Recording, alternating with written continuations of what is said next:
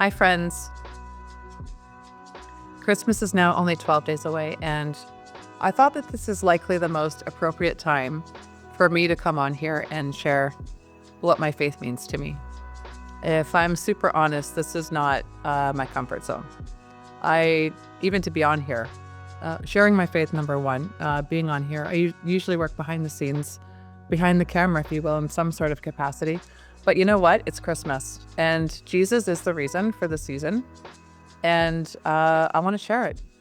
I want to share my background. My faith is strong, so strong, because I've seen countless examples of the miracle working power of God, starting with my own life. I was born deaf.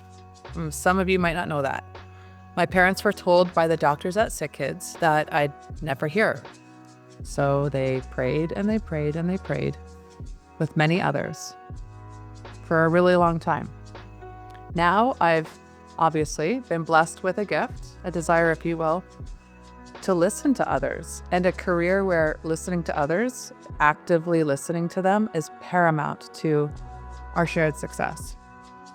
The other reason why my faith is so strong, quite frankly, is because the evidence to me is really clear. And even some of the world's most devout atheists, they set out to disprove Christianity, and in their efforts actually became Christians because there was so much evidence that they couldn't deny it. Do you ever do research for something that you're about to buy? Or you check out the online reviews, you chat with your friends, you do all the things. The odd thing about faith to me is that so many people just turn from it. But looking at the menu and reviews for a restaurant, that's become our norm. So what about the Bible? It's written by more than 40 authors, over 1,500 years, from vastly different walks of life, including fishermen, physicians, kings, prophets, shepherds, many of whom have never met. Yet despite this diversity, the message is so unified and chronologically flawless. A profound testament to its divine origin and timeless significance.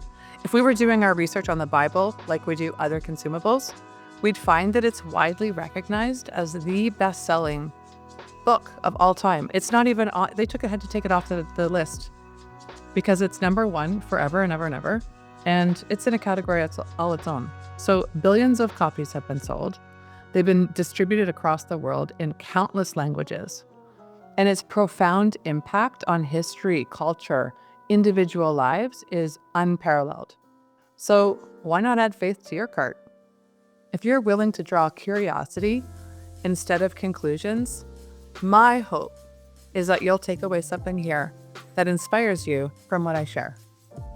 So I heard a great quote from a guy named Bob Goff. He's someone I'll quote a lot because he's just amazingly brilliant.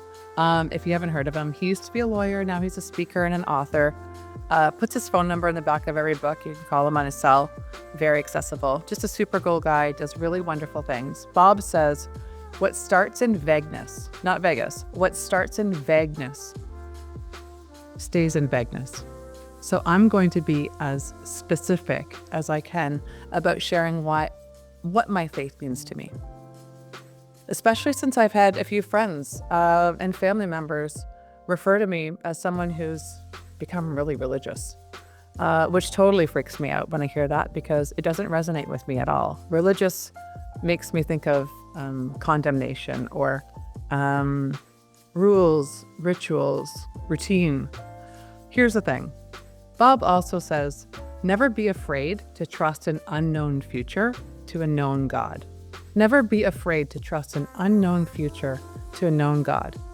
So guess what? I've been getting to know God. I'm not going to talk about religion. I'm going to talk about my relationship with Him. I might even describe it like a roller coaster ride. Thrilling highs, sudden lows, twists and turns I did not anticipate, quite frankly, and times of calm and clarity that have been great, where I'm able to find rest and peace. But there's also screams and laughter. And through it all, I've never, ever, ever felt alone. Our relationship with Him is not always smooth or predictable, but it's full of purpose and growth and His unwavering presence. So on the 12th day of Christmas, what Jesus means to me is someone who is my ride or die, literally.